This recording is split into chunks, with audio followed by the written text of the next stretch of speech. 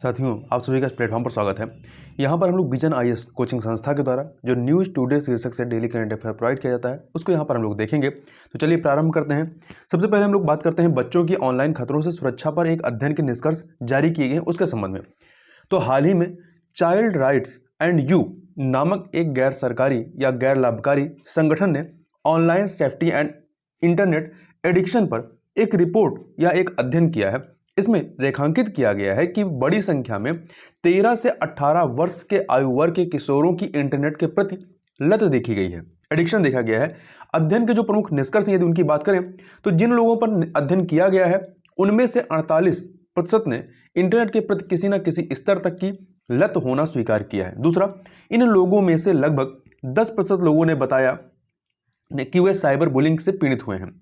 शिक्षा और अन्य संचार उद्देश्यों के लिए इंटरनेट पर अधिक समय बिताने वाले बच्चे कई प्रकार के जोखिमों के प्रति अधिक सुबेद वल्नरेबल हो जाते हैं। इन जोखिमों में विशेष रूप से ऑनलाइन लैंगिक शोषण, ऑनलाइन उत्पीड़न और साइबर शोषण तथा निजता से जुड़े कई अन्य खतरे शामिल हैं। अध्ययन में जो सिफारिशें की गई उनकी बात करें तो पहला, इंटरनेट के इस्तेमाल के दौरान बच्चों को सुरक्षित रखने के लिए उन्हें जागरूक एवं उनकी क्षमता का निर्माण किया जाना चाहिए। दूसरा, इंटरनेट सुरक्षा नियमों को पाठ्यक्रम से जोड़ा जाना चाहिए। तीसरा, इसमें बच्चों के माता पिता और उनकी देखभाल करने वालों की सक्रिय भागीदारी होनी चाहिए। चौथा, पुलिसिंग के बिना प्रभावी निगरानी होनी चाहिए। पांचवा, मौजूदा साइबर कानूनों की समीक्षा की जानी चाहिए, साथ ही उन्हें बाल केंद्रित बनाने के लिए उनमें संशोधन भी किया जाना चाहिए। छठा, बच्चों की निजता और उनके डिजिटल गतिविधियों की रक्षा की जानी चाहिए। इससे पहले विश्व स्वास्थ्य संगठन ने डिजिटल और वीडियो गेमिंग की लत को मानसिक स्वास्थ्य विकार के रूप में वर्गीकृत किया था। अब जो अन्य संबंधित तथ्य हैं उनमें बात कर लेते हैं भारत के संदर्भ में। तो देखिए, पिछले वर्ष शिक्षा मंत्रालय ने ऑनलाइन गेमिंग पर माता पिता और शिक्षकों के लिए परामर्शिका जारी की थी, जिसमें कुछ सुझाव दिए गए थे, जैसे कि डिवाइस पर या ऐप या ब्राउजर पर माता पिता के नियंत्रण और सुरक्षा सुविधाओं को सक्रिय करना चाहिए। इससे अवांछनीय कंटेंट तक बच्चों की पहुंच प्रतिबंधित हो जाएगी। दूसरा, घर पर एक इंटरनेट गेटवे स्थापित करें, उसमें बच्चों द्वारा उपयोग किए जा सकने वाले कंटेंट पर नियंत्रण और उसकी निगरानी करने की सुविधा होनी चाहिए। तीसरा, शिक्षकों को यह सुनिश्चित करना चाहिए कि बच्चों को समय समय पर इंटरनेट के फायदे और नुकसान के बारे में जागरूक किया जाए एवं संवेदनशील बनाया जाए। आगे चलते हैं। अगला है नई सीमावर्ती क्षेत्र विकास योजना आदर्श गांव बनाने पर विशेष ध्यान केंद्रित करेगी। देखिए, अभी हाल के बजट में केंद्र सरकार ने मुख्य रूप से चीन सीमा पर स्थित सुदूर गांवों के लिए जीवंत ग्राम कार्यक्रम वाइब्रेंट विलेज प्रोग्राम की घोषणा की है। यह कार्यक्रम इन सीमावर्ती गांवों में सामाजिक और वित्तीय अवसंरचना में सुधार पर केंद्रित है। यहां ध्यान रखने वाली बात यह है किस योजना का संचालन गृह मंत्रालय कर रही है। पूछा जाए किस मंत्रालय के तहत यह कार्य करेगा, तो गृह मंत्रालय के तहत। यह योजना चीन द्वारा भारत और भूटान की सीमाओं पर आदर्श गांवों की स्थापना के विरुद्ध प्रतिक्रिया में शुरू की गई है। यह योजना कुछ या निम्नलिखित दोहरे उद्देश्यों की प्राप्ति में सहायक होगी। कौन सा? पहला, इससे सीमा पर बुनियादी ढांचे को मजबूत किया जा सकेगा। दूसरा, यह योजना यह भी सुनिश्चित करेगी इन सीमावर्ती गांवों के निवासी आर्थिक अवसरों की तलाश में कहीं और पलायन न करें। इस योजना में निम्नलिखित गतिविधियां शामिल हैं, जैसे गांवों में बुनियादी ढांचे, आवास एवं पर्यटन केंद्रों का निर्माण करना, सड़क संपर्क स्थापित करना तथा दूरदर्शन और शैक्षणिक चैनलों के लिए डायरेक्ट टू होम सुविधा प्रदान करना, साथ ही आजीविका सृजन के लिए सहायता देना। इस योजना की आवश्यकता क्यों पड़ी? तो देखिए, बहुत कम आबादी वाले इन सीमावर्ती गांवों में संपर्क सुविधाएं और बुनियादी ढांचा सीमित है। इस कारण ये क्षेत्र अक्सर विकास का लाभ प्राप्त करने में पीछे छूट जाते हैं। दूसरा, इस योजना से पहाड़ों पर परिवहन और संपर्क की आधुनिक प्रणाली का निर्माण संभव होगा। इससे देश के सीमावर्ती गांवों को जीवंत बनाने में मदद मिलेगी। सीमावर्ती गांव में सुधार के लिए सरकार द्वारा पहले भी कुछ उपाय किए गए हैं, उनकी भी चर्चा कर लेते हैं। तो देखिए, सीमावर्ती क्षेत्र विकास कार्यक्रम वर्ष 1986-87 में शुरू किया गया था। ध्यान रखिएगा, यदि पूछा जाए कि सीमावर्ती क्षेत्र विकास कार्यक्रम कब प्रारंभ किया गया था, तो 1986-87 में प्रारंभ हुआ था। यह कार्यक्रम अंतर्राष्ट्रीय सीमाओं पर दूरस्थ और दुर्गम क्षेत्रों में रहने वाले लोगों की विकास संबंधी जरूरतों को पूरा करने पर केंद्रित है। केंद्रीय बजट 2022-23 ने वित्त वर्ष 2021-22 की तुलना में सीमा सड़क संगठन के लिए पूंजी परिवहन में रिकॉर्ड 40% की वृद्धि की है। मतलब जो इसके लिए जो बजट एलोकेट किया गया है वो 2021-22 की तुलना में 40% अधिक है। इस बात को भी याद रखिएगा। आगे चलते हैं। धूल भरी आंधी के कारण मुंबई में प्रदूषण बढ़ गया है। तो वायु गुणवत्ता और मौसम पूर्वानुमान तथा अनुसंधान प्रणाली, जिसे शॉर्ट में आप सफर के नाम से जानते हैं, के अनुसार मुंबई में दूसरी बार, तो यहां ध्यान रखिए पहली बार नहीं है, दूसरी बार प्रभावी धूल भरी आंधी के कारण प्रदूषण बहुत अधिक बढ़ गया है। यह आंधी अफगानिस्तान, पाकिस्तान और राजस्थान के सीमावर्ती क्षेत्रों में उत्पन्न हुई थी। पिछले महीने मध्य पूर्व एशिया में उत्पन्न एक आंधी से उत्तर पश्चिमी महाराष्ट्र, गुजरात और राजस्थान में धूल व धुंध प्रभावी हो गई थी। अब इनके बारे में थोड़ा सा बात कर लेते हैं। ये धूल भरी जो आंधियां होती हैं, रेत और धूल भरी आंधियां प्राकृतिक घटनाएं। ये घटनाएं शुष्क भूमि की सतह पर चलने वाली तेज व अशांत पवनों के कारण घटित होती हैं। इन शुष्क भूमियों पर वनस्पतियां बहुत कम या बिल्कुल नहीं उगती, इस कारण ये आंधियां और प्रबल हो जाती हैं। किसी क्षेत्र का भूगोल और पौधों की विविधता एवं बाहुल्य धूल भरी आंधियों के बनने में महत्वपूर्ण भूमिका निभाते हैं। उदाहरण के लिए बहुत कम वनस्पतियों या टीले वाले समतल क्षेत्र ऐसी आंधियों के निर्माण में सबसे अधिक अनुकूल होते हैं। ऐसी विशेषताओं वाली स्थलाकृतियां पवनों को गति प्रदान करने में सहायक होती हैं। भारत में धूल भरी आंधी के कारण क्या है? तो पहला, मध्य पूर्व में तापमान गर्म रहता है, जिसके कारण ऊपर उठती वायु धूल को भी समाहित कर लेती है। दूसरी बात कि भारत के पश्चिमी भागों में अरब सागर की ओर तापमान गर्म रहता है, इस कारण देश में आंधियों के प्रवेश के लिए अनुकूल स्थिति बनी रहती है। अब जो धूल भरी आंधियां हैं, इनके प्रभाव क्या हैं? इनके प्रभावों के बारे में हम लोग यहां चर्चा कर लेते हैं। तो देखिए, ये सीमा पारीय मौसम संबंधी खतरे हैं। ये कृषि, ऊर्जा, पर्यावरण, विमानन और मानव स्वास्थ्य को प्रभावित करते हैं। इसके अतिरिक्त हिमनदों पर धूल का जमाव हो जाता है, इससे एक उष्मीय प्रभाव उत्पन्न होता है और यह हिमनदों के पिघलने के कारण बनता है। तीसरा, धूल जो होता है अंकुरों पर आवरण बनाकर फसल की पैदावार कम कर देता है, इससे पौधे के उत्तक आदि नष्ट हो जाते हैं। चौथा, धूल के बड़े कण त्वचा और आंखों में जलन या संक्रमण पैदा कर सकते हैं और धूल के छोटे कण अस्थमा जैसे श्वसन संबंधी विकारों को बढ़ाते हैं। परंतु यहाँ पर सभी नुकसान ही नहीं है, इसके कुछ फायदे भी हैं। जैसे इसके अतिरिक्त धूल के जमाव वाले क्षेत्रों में पोषक तत्वों की मात्रा बढ़ जाती है, इससे वनस्पतियों को लाभ भी होता है। तो इसके फायदे नुकसान दोनों हैं। आगे चलते हैं। अगला है प्रधानमंत्री किसान संपदा योजना का विस्तार तथा प्रधानमंत्री ग्राम सड़क योजना में बदलाव किया गया है। तो सबसे पहले प्रधानमंत्री किसान संपदा योजना का जो विस्तार है उसको देख लेते हैं। इस योजना के लिए 4,600 करोड़ रुपए का आवंटन किया गया है। इसकी अवधि को वर्ष 2021-22 से वर्ष 2025-26 तक बढ़ा दिया गया। तो दोनों पॉइंट याद रखिएगा। इसका कितना आवंटन किया गया का 4,600 और इसकी अवधि जो है 2021-22 से बढ़ा करके 2025-26 कर दिया गया है। पहले ये 21-22 तक के लिए था। इस योजना का आरंभ वर्ष 2017 में किया गया था और ध्यान रखिएगा, यह खाद्य प्रसंस्करण उद्योग मंत्रालय के अधीन इस योजना को लाया गया था। इसका उद्देश्य खाद्य प्रसंस्करण क्षेत्र के विकास को बढ़ावा देना, साथ ही यह योजना किसानों को बेहतर मूल्य प्रदान करेगी। यह रोजगार के व्यापक अवसर पैदा करने में भी मदद करेगी। इसके अतिरिक्त यह एक छत्र योजना, मतलब एक अम्ब्रेला योजना है। इसमें कई सारे सब प्लान्स हैं या सब प्रोग्राम हैं। इसमें विभिन्न योजनाओं को शामिल किया गया है, जैसे कि एकीकृत शीत श्रृंखला और मूल्य संवर्धन अवसंरचना योजना, खाद्य सुरक्षा एवं गुणवत्ता आश्वासन बुनियादी ढांचा योजना, कृषि प्रसंस्करण क्लस्टर के लिए अवसंरचना और ऑपरेशन ग्रीन, ये इसी के तहत शामिल हैं, इसी योजना में शामिल हैं। आगे चलते हैं। अब बात कर लेते हैं हम लोग प्रधानमंत्री ग्राम सड़क योजना के बारे में। तो देखिए, केंद्र सरकार ने ग्रामीण रोजगार को बढ़ावा देने के उद्देश्य से कुछ सड़क परियोजनाओं को पूर्ण रूप से वित्त पोषित करने का प्रस्ताव प्रस्तुत किया है। तो ये परिवर्तन है। सामान्यतः इस योजना के तहत केंद्र सरकार योजना लागत का 60% वहन करती थी, 40% राज्य देता था। तो अब यहां कहा गया है कि कुछ सड़कों का वित्त पोषण पूर्णतः केंद्र सरकार ही करेगी। प्रधानमंत्री ग्राम सड़क योजना के तहत आवंटन को वित्त वर्ष 2022 के संशोधित अनुमानों से बढ़ाकर वित्त वर्ष 2023 के लिए 35% कर दिया गया है। इसके अतिरिक्त यह जो राशि है, यह राशि वर्ष 2022 के केंद्रीय बजट में राज्यों के लिए घोषित अतिरिक्त 1 ट्रिलियन पूंजी आवंटन का हिस्सा है। इसकी शुरुआत ग्रामीण विकास प्रधानमंत्री ग्राम सड़क योजना, इसकी जो शुरुआत होती है ये दिसंबर 2000 में हुई थी और ये ध्यान रखिएगा किस मंत्रालय के तहत है, तो इसकी शुरुआत ग्रामीण विकास मंत्रालय ने की थी। तो ये बहुत महत्वपूर्ण फैक्ट है। ये सड़क एवं परिवहन मंत्रालय के तहत नहीं आती बल्कि ग्रामीण विकास मंत्रालय के तहत है। इसे गरीबी कम करने की रणनीति के हिस्से के रूप में संपर्क रहित बस्तियों को कनेक्टिविटी प्रदान करने के लिए आरंभ किया गया था। इसके तीसरे चरण की शुरुआत जो है वर्ष 2019 में की गई थी। यह चरण मौजूदा ग्रामीण सड़क नेटवर्क के समेकन पर केंद्रित है। इसके तहत बस्तियों को ग्रामीण कृषि बाजारों एवं अस्पतालों से जोड़ने वाले मौजूदा मार्गों और प्रमुख ग्रामीण संपर्क मार्गों का उन्नयन किया जाएगा। आगे चलते हैं। आगे बात कर लेते हैं हम लोग हरियाणा मंत्रिमंडल ने धर्मांतरण रोधी विधेयक को मंजूरी प्रदान की है। देखिए प्रारूप, हरियाणा गैर कानूनी धर्मांतरण रोकथाम विधेयक 2022 का उद्देश्य गैर कानूनी तरीके से किसी व्यक्ति के धर्म परिवर्तन को रोकना है। इसमें बहकाकर, जबरन, अनुचित रूप से प्रभावित कर, दबाव डालकर, प्रलोभन देकर या किसी कपटपूर्ण तरीके से या विवाह करके या विवाह के लिए किए गए धर्मांतरण को रोकने के प्रावधान किए गए हैं।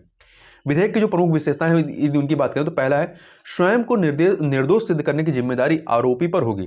दूसरा, यह धर्म को छिपाकर किए गए विवाहों को अमान्य घोषित करता है। तो दो महत्वपूर्ण विशेषताएं इसकी हैं। अब देखते हैं कि इस विधेयक की आवश्यकता क्यों थी। तो कुछ ऐसे मामले सामने आए हैं जहां सीधे साधे लोगों को प्रलोभन देकर या उन पर अनुचित प्रभाव डालकर उनका धर्मांतरण किया गया है। कई ऐसे मामले भी हैं जहां अपना वास्तविक धर्म न बताकर या उसे छिपाकर विवाह किया गया है। विवाह के बाद अपने जीवन साथी को धर्म बदलने के लिए विवश किया जाता है। तीसरा, इस तरह की घटनाएं धर्मांतरित व्यक्तियों की धर्म की स्वतंत्रता के अधिकार का उल्लंघन करती जो आर्टिकल 25 में दिया गया है। इसके साथ ही ये हमारे समाज की पंथ निरपेक्ष संरचना के विरुद्ध भी हैं। धर्मांतरण पर रोकथाम के लिए कोई केंद्रीय कानून नहीं है, इस फैक्ट को याद रखिएगा। चूंकि कानून व्यवस्था राज्य सूची का विषय है, इसलिए इस पर राज्य को कानून बनाने का पूरा अधिकार दिया गया है। इसलिए कर्नाटक, मध्य प्रदेश और गुजरात सहित कई राज्यों में इस विषय पर कानून बनाए गए हैं। उत्तर प्रदेश ने भी बनाए हैं। एक मामला है रेवरेंड स्टेनिस्लैस बनाम मध्य प्रदेश राज्य 1977 का मामला है। इस मामले में उच्चतम न्यायालय ने मध्य प्रदेश और उड़ीसा के धर्मांतरण रोधी कानूनों को यथावत रखा था। न्यायालय ने यह स्पष्ट किया था कि अनुच्छेद 25 में धर्मांतरण का अधिकार शामिल नहीं है। तो इस फैक्ट को भी आप याद रखिएगा और यहां ध्यान दीजिएगा कि ये जो धर्मांतरण विरोधी या धर्मांतरण रोधी कानून जो बनाए गए हैं, ये आपके शुरुआत में सबसे पहले आपके उड़ीसा और मध्य प्रदेश में ही बनाए गए हैं। आगे चलते हैं, आगे हम लोग बात कर लेते हैं। तमिलनाडु विधानसभा ने राष्ट्रीय पात्रता सह प्रवेश परीक्षा तथा नीट के विरुद्ध विधेयक को फिर से पारित किया है। तमिलनाडु विधानसभा ने नीट अर्थात राष्ट्रीय पात्रता सह प्रवेश परीक्षा के विरुद्ध विधेयक को फिर से पारित किया है। इस विधेयक को पहले राज्य के राज्यपाल ने सरकार को पुनर्विचार हेतु लौटा दिया था। इस विधेयक का उद्देश्य योग्यता परीक्षा में प्राप्त अंकों के आधार पर आयुर्विज्ञान व होम्योपैथिक में स्नातक यूजी पाठ्यक्रमों में प्रवेश का प्रावधान करना है। देखिए, यह विधेयक सरकारी स्कूलों के छात्रों के लिए चिकित्सा प्रवेश परीक्षा में 7.5% की क्षैतिज आरक्षण का भी उपबंध करता है। नीट के विरुद्ध राज्य की जो दलील है, यदि उनकी बात करें तो नीट जो है समाज के समृद्ध और अधिक विशेषाधिकार प्राप्त वर्ग का पक्षधर है। यह वर्ग कक्षा 12 की पढ़ाई के अलावा विशेष कोचिंग का खर्च उठाने में सक्षम, ये वर्ग है जो विशेषाधिकार प्राप्त वर्ग है, ये कक्षा 12 की पढ़ाई के अलावा विशेष कोचिंग का खर्च उठाने में सक्षम है बच्चों के। दूसरा, संपन्न वर्ग के छात्र चिकित्सा स्नातक कार्यक्रमों के बाद ग्रामीण क्षेत्रों में अपनी सेवाएं नहीं देते हैं। ये छात्र स्नातकोत्तर अर्थात पीजी की पढ़ाई, अपनी पढ़ाई अधिकांशतः विदेशों से करते हैं। इससे राज्य में सेवारत चिकित्सकों की संख्या में कमी हो जाती है। इसके अतिरिक्त नीट का पाठ्यक्रम राज्य की बोर्ड परीक्षाओं की तरह सभी संभव ज्ञान ऑल पॉसिबल नॉलेज के परीक्षण के लिए खुला नहीं है। यह भौतिकी, रसायन विज्ञान और जीव विज्ञान जैसे विषयों के पक्ष में है। इससे पहले उच्चतम न्यायालय ने स्पष्ट किया था कि नीट चिकित्सा शिक्षा में सुधार के लिए शुरू की गई है। यह लोक स्वास्थ्य में सुधार से सह संबंधित है तथा नीट को वर्ष 2013 में प्रस्तुत किया गया था। इसका उद्देश्य भारत में आयुर्विज्ञान और दंत चिकित्सा पाठ्यक्रमों में प्रवेश के लिए राष्ट्रीय स्तर की एकमात्र चिकित्सा प्रवेश परीक्षा का आयोजन करना है। अन्य सुर्खियों की बात कर लेते हैं तो स्वास्थ्य देखभाल के अभिनव वितरण हेतु बाजारों और संसाधनों तक सतत पहुंच हेतु पहल, जिसका नाम है समृद्ध पहल। अब ये समृद्ध पहल है क्या, इसको देख लेते हैं। तो अटल इनोवेशन मिशन, नीति आयोग और अमेरिकी अंतर्राष्ट्रीय विकास एजेंसी ने समृद्ध पहल के तहत एक नई साझेदारी की घोषणा की। तो ध्यान रखिएगा, इसमें 3 लोग हैं, अटल इनोवेशन मिशन, नीति आयोग और अमेरिकी अंतर्राष्ट्रीय विकास एजेंसी। यह पहल टियर 2 और टियर 3 शहरों तथा ग्रामीण एवं जनजातीय क्षेत्रों में सुभेद आबादी के लिए सस्ती व गुणवत्तापूर्ण स्वास्थ्य देखभाल तक पहुंच में सुधार करेगी। तो ध्यान रखिएगा, टियर 2 और टियर 3 शहरों तथा ग्रामीण तथा जनजातीय क्षेत्रों में यह साझेदारी स्वास्थ्य देखभाल के संपूर्ण परिदृश्य में नवाचारों पर केंद्रित है। इसके तहत निम्नलिखित शामिल है क्या, कोविड-19 की वर्तमान में जारी तीसरी लहर के लिए एक प्रभावी सहायता उपलब्ध कराना। दूसरा, भविष्य में संक्रामक रोग के प्रकोप और स्वास्थ्य संबंधी आपात स्थिति से निपटने हेतु एक सक्षम स्वास्थ्य प्रणाली का निर्माण करना। आगे देखते हैं, राष्ट्रीय एकल खिड़की प्रणाली, national single window system, NSWS। Jammu और कश्मीर राष्ट्रीय एकल खिड़की प्रणाली अर्थात नेशनल सिंगल विंडो सिस्टम के साथ एकीकृत होने वाला पहला केंद्र शासित प्रदेश बन गया है। यह जम्मू और कश्मीर में ईज ऑफ डूइंग बिजनेस अर्थात व्यापार करने की सुगमता की दिशा में एक महत्वपूर्ण कदम है। यदि राष्ट्रीय एकल खिड़की प्रणाली NSWS के बारे में बात करें तो इसे वर्ष 2021 में आरंभ किया गया था। यह एक डिजिटल प्लेटफॉर्म है। यह निवेशकों को उनकी व्यावसायिक आवश्यकताओं के अनुसार आवश्यक स्वीकृतियों का पता लगाने और उनके लिए आवेदन करने हेतु एक मार्गदर्शक के रूप में कार्य करता है। यह राष्ट्रीय एकल खिड़की प्रणाली पर 14 राज्य, केंद्र शासित प्रदेश तथा 20 मंत्रालय एक विभाग एकीकृत हो चुके हैं। ध्यान रखने की बात है कि ये जो राष्ट्रीय एकल खिड़की प्रणाली है इस पर 14 राज्य या केंद्र शासित प्रदेश तथा 20 मंत्रालय विभाग एकीकृत हो चुके हैं और जम्मू कश्मीर पहला केंद्र शासित प्रदेश है। ठीक है, इन 14 में से जो एकमात्र केंद्र शासित प्रदेश है वो जम्मू कश्मीर है अभी तक। यह निवेशकों को जानकारी एकत्र करने और विभिन्न हितधारकों से स्वीकृति प्राप्त करने के लिए कई प्लेटफॉर्म्स या कार्यालयों पर या में जाने की आवश्यकता को समाप्त करता है। आगे बात करते हैं एकीकृत विद्युत विकास योजना integrated power development scheme IPDS के बारे में। तो ध्यान रखने वाली बात है कि यह जो योजना है इसको 2014 में विद्युत मंत्रालय ने आरंभ किया था। ये फैक्ट याद रखिएगा। अब एकीकृत विद्युत विकास योजना IPDS के निम्नलिखित जो उद्देश्य हैं या जो उद्देश्य उनकी बात करें तो पहला, शहरी क्षेत्रों में उप पारेषण अर्थात सब ट्रांसमिशन और वितरण नेटवर्क को मजबूत करना। दूसरा, शहरी क्षेत्रों में वितरण ट्रांसफार्मरों, फीडरों, उपभोक्ताओं के लिए मीटर लगाना। तीसरा, वितरण क्षेत्र को सूचना प्रौद्योगिकी में सक्षम बनाना। यह निम्नलिखित में सहायता प्रदान करेगी। कैसे?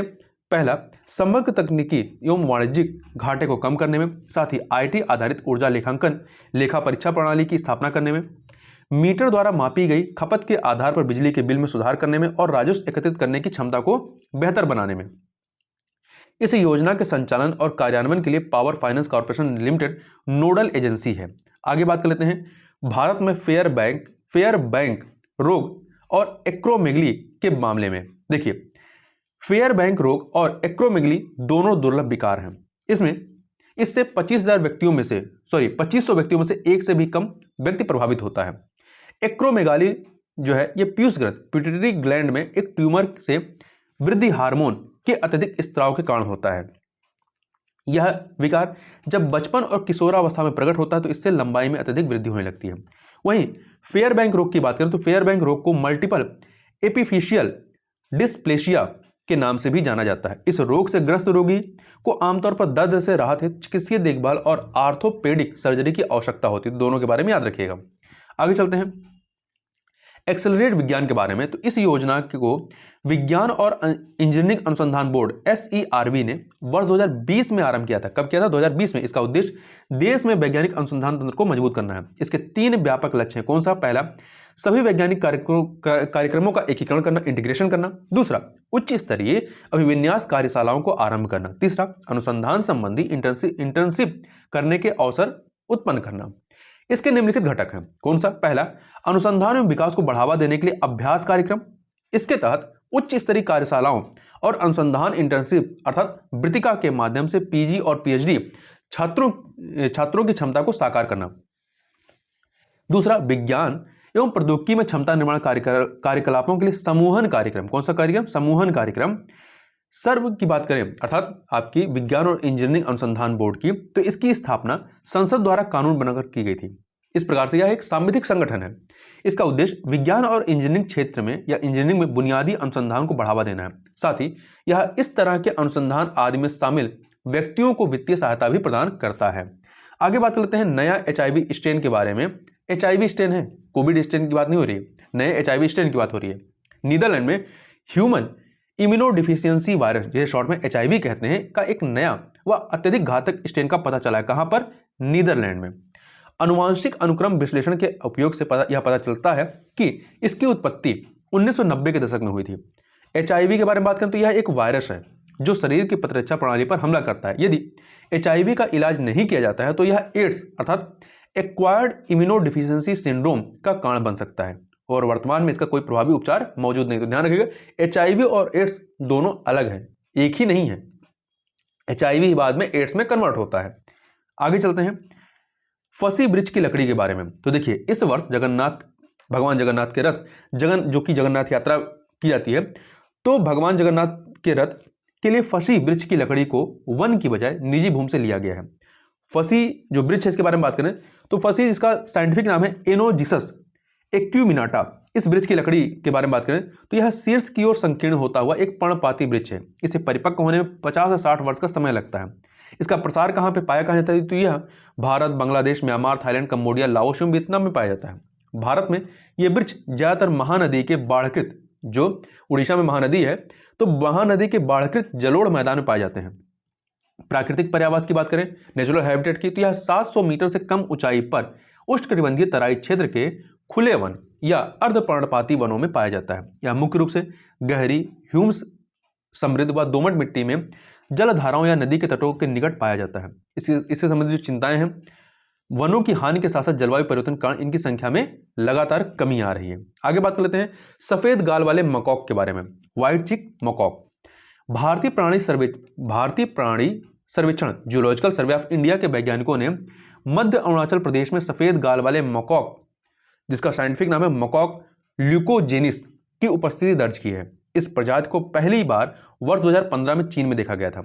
इससे पहले भारत में इसके अस्तित्व का पता नहीं था। इसकी विशेषता सफेद गाल, गर्दन पर लंबे और घने बाल तथा अन्य मकॉक प्रजातियों की तुलना में लंबी पूंछ का होना है। यह दक्षिण पूर्व एशिया में खोजा गया अंतिम स्तनपायी है। दक्षिण पूर्व एशिया में, ध्यान रखिएगा, अरुणाचल मकॉक और सफेद गाल वाले मकॉक दोनों अलग हैं। दोनों ही पूर्वी हिमालय में एक ही जैव विविधता हॉट स्पॉट में पाए जाते हैं। यहाँ ध्यान रखने वाली बात यह है कि सफेद गाल वाले मकॉक को अभी तक भारत के वन्यजीव संरक्षण अधिनियम 1972 में शामिल नहीं किया गया है, इसलिए इसका संरक्षण स्तर अभी तक निर्धारित नहीं है। तो इस फैक्ट को भी याद रखिएगा। तो इस वीडियो में बस इतना ही, मिलते हैं नेक्स्ट वीडियो में, तब तक के लिए बहुत बहुत धन्यवाद।